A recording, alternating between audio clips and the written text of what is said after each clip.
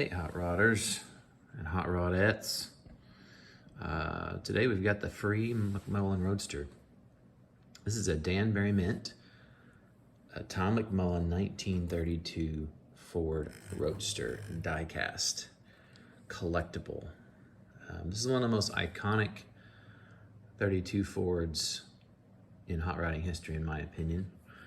And this is a really, really nice die-cast model of it from the Danbury mint.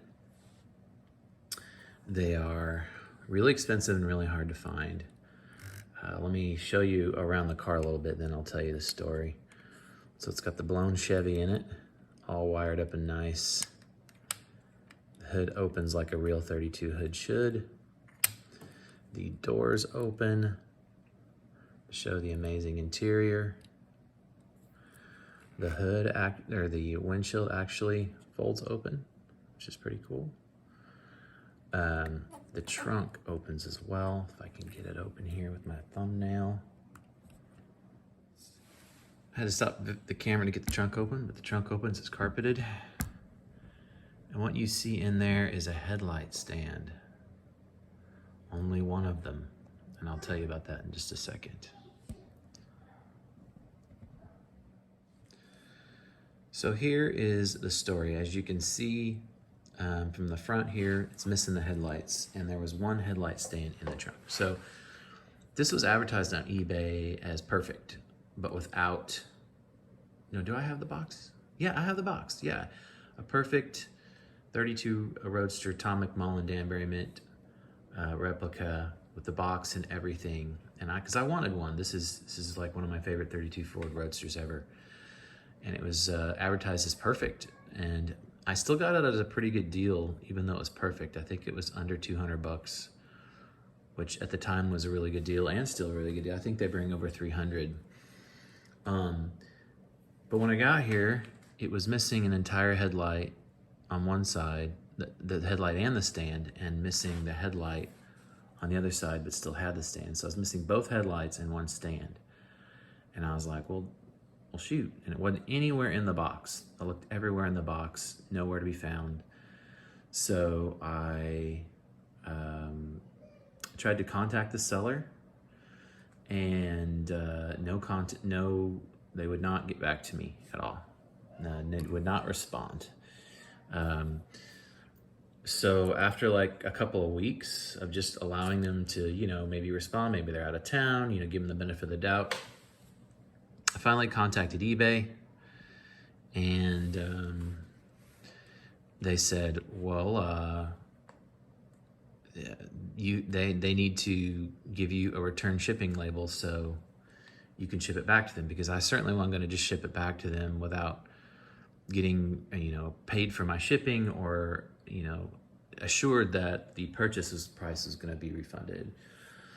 So I had to go through eBay for like another week. And they reached out to the seller, and the seller never responded to them either. And so he never sent a return shipping label. And so after about a month, eBay was like, well, we're gonna have to resolve this. So because you paid through PayPal, we're refunding you the purchase price, and you're done. They wouldn't respond, they wouldn't give you a shipping label, and that's it. And I was like, well, do I still ship this back? And they're like, no, they didn't send you a shipping label. Like, you don't have to. So basically, I tried to do everything that was right and honorable, but the seller wouldn't respond. And so I've got a free 32 Ford Danbury mint Roadster, but it is damaged. But that's okay, because it still looks pretty cool in my case, despite it being damaged. So I've had this for maybe 3 years, maybe 4 years now. And I've been just kind of keeping an eye out for, other damaged ones on eBay, or any way I could locate headlights to put them on. But I got an idea, and I think I'm gonna go for it, how to fix this thing. The, where'd the box go?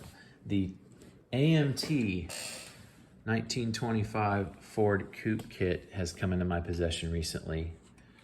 This is the reproduction from round 2, and I was looking at the chrome tree, and I actually stole some parts already for my hammered Model A kit that I'm working on. I was looking at the parts tree and I spied the headlights. Let's see, where are they? They're right there. Look at that. That's almost exactly the style of stand and headlight that the McMullen 32 Ford had on it. Now I think, just from looking at pictures on eBay and other on the internet, I think the headlights are actually a bit smaller. But honestly, like, I don't care. As long as it looks right. I'm not gonna try to sell this model someday for big money as a perfect example. I just want to put headlights back on the car. And oh, it's actually also missing, there were little tow bar things right here, little chrome pieces that this car could be tow barred to the racetrack. Those are also missing. I'm not so concerned about those. So I'm gonna try to put the headlights from the chopped 25 AMTT on this 32 Roadster, and we'll see what happens. So I don't know if you can see that, but I just scraped off a ton of glue from where the headlights go, which tells me they had been re-glued before. I know they probably glue them on at the factory in China, wherever they make these things, but there was a ton of glue where somebody had re-glued them, which makes sense because you'll find a lot of these cars on eBay with the headlights busted off or the windshield busted off. They're very fragile. They do not take much manipulation before they break. So that's kind of prepped. I'm gonna clean it up a little bit more and glue these headlights on. All right, guys, it's been a couple of days. I let all the glue dry and the white glue that was in the headlights dry, and there we go. This is a Danbury mint McMullen Roadster with some AMT headlights and headlight stands. I think they look perfect. I never had the originals to know what the originals look like, but I've seen pictures of the real car and it looks right. So my free and damaged McMullen Roadster is whole for the first time since I've had it in several years. Another peek of the small block Chevy and the blower. This thing is super cool. I don't think I could have built a model with all the details that this car has, especially the flames and the stripes. But it's a really neat Roadster. One of my favorite 32s of all time. Opening doors, opening trunk, just super detailed. And I'm glad that I got a hold of it. Thanks for coming by the channel, guys. Take care.